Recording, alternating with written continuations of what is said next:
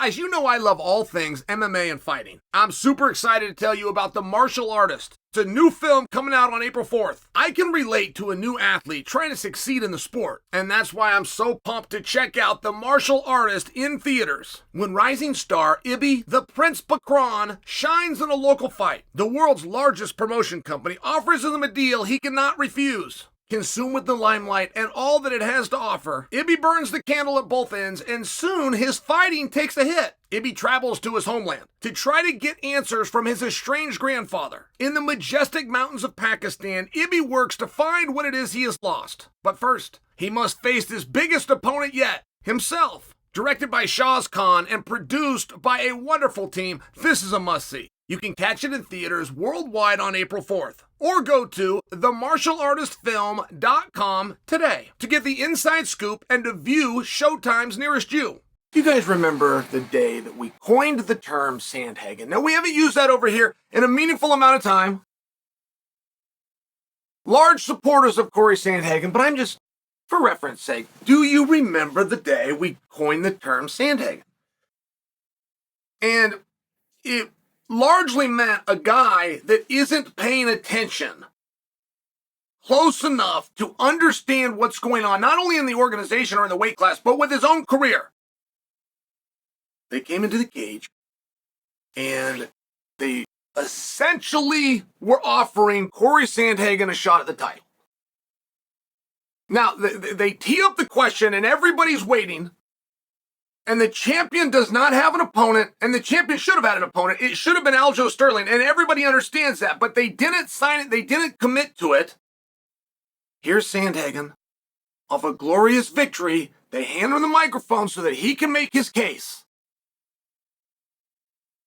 And he says, this guy, who happened to be Aljo, should get the title shot, and I'll be ready for the winner down the line. And it was one of these things where no matter how badly you wanted to give the belt to Sandhagen or you wanted to give the opportunity to Sandhagen, you can't do it when you don't have the verbal consent of Sandhagen. You just can't do it. And he shorted himself out of a world title opportunity.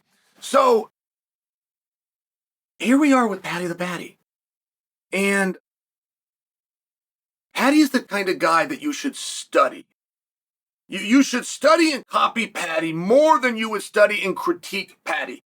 He gets it right over and over again. But Paddy came out in an interview today and says that beating Chandler does not get him a title fight. It gets him someone like Charles in somewhere like Abu Dhabi. There's a quote. Somebody in the top 5. So it could be one of 5 different people, none of which are named or are fresh in the top of our head. Just kind of a blind shot, and then a victory over that unnamed person would get him a world title fight, at which point he would love to defend the belt against Ilia Topuria. Now, you had to stay with that, and it touched a few different dimensions. But I couldn't help but hear when Paddy said it, like something is going on at 155.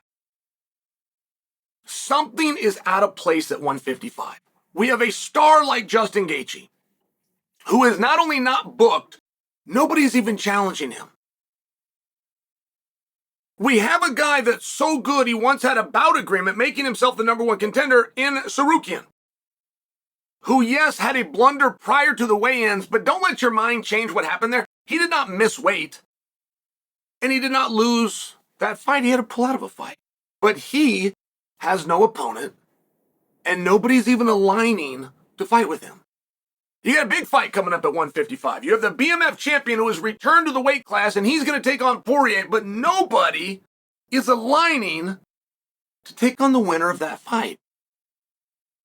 We hear through some back channels that Gamrot wanted to be the backup fighter for Chandler versus Paddy the Baddy. Some are even arguing that he is, but if that doesn't come to fruition, that's another big name who is not aligned with anybody. You have Dan Hooker, who hurt his arm, but nobody is calling him out. You have Charles Oliveira, who's ranked number 1 and allegedly was told that he'll fight for a title. That would be against Islam, but Islam has come out, at least through his trainer Khabib, and said they're going to make no decision until the contest between Blahal and Jack Della Lema is decided. So now you've got all these 55-pounders with absolutely no clarity except possibly the biggest name of all of them. Paddy might be the biggest name of all of those guys. He might be. And if he looks the right way over Chandler on Saturday, he will be. But he is now not in contention because he's taken himself out. So what do you do and where do you go? It is a very odd spot. You got Topuria, and Topuria does do everything right. I mean, Topuria will speak up for himself. He will call for the top guys. He will make his argument. He'll put a little bit of sugar on it. Topuria is a fun interview, but for some reason, there's something going on. It appears that maybe we got the clarity on that, which is you can't get Islam to come to the table if Islam's looking for the result of a different weight class. And so things just start to get tough. Starts to get tough to start matching guys up. And anytime you find yourself in that spot, one of the easiest things you can do is just open your mouth. One of the easiest ways to get a fight when you have a number of studs that have no fight is start stirring something up with one of them. I mean, I will just tell you from my perspective over here as a talking head, I come on here and share opinions. It's annoying for me to go in circles about what could be. It's easy for me. It brings me a joy. It makes me happy. It makes my job easier when I can sit down and tell you guys, here's what we're doing and why. Here's two guys and they're going to fight, and let me tell you how we got here. And at 155 pounds, I feel us just, we're just a dog chasing its tail day after day with different kinds of speculations. And now we have Paddy come out, and Paddy has made it very clear that this is not a number one contenders match. He's made it very clear that a win over Chandler, no matter how that win comes, it could come in 5 seconds of the first round in the most dynamic and explosive fight you've ever seen. It is not enough. It's not enough. That's according to him. And we can't get around him. There's nobody that gets a promotion or gets a fight that's unexpected, that they didn't ask for, that they weren't campaigning for. I'm just sharing. I don't know that Paddy was wrong to have done this. I think Paddy's got a lot of really exciting opportunities. I think that he's building and working up the card very appropriately. But any fantasy that we would have,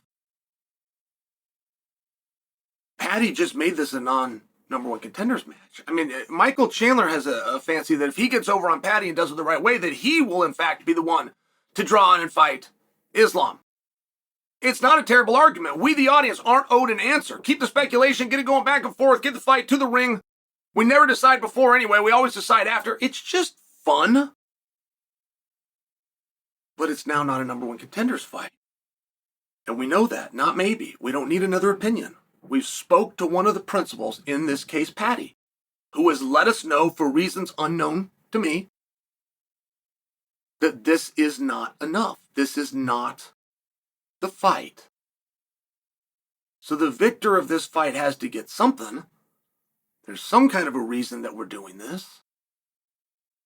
Paddy says it's wide open.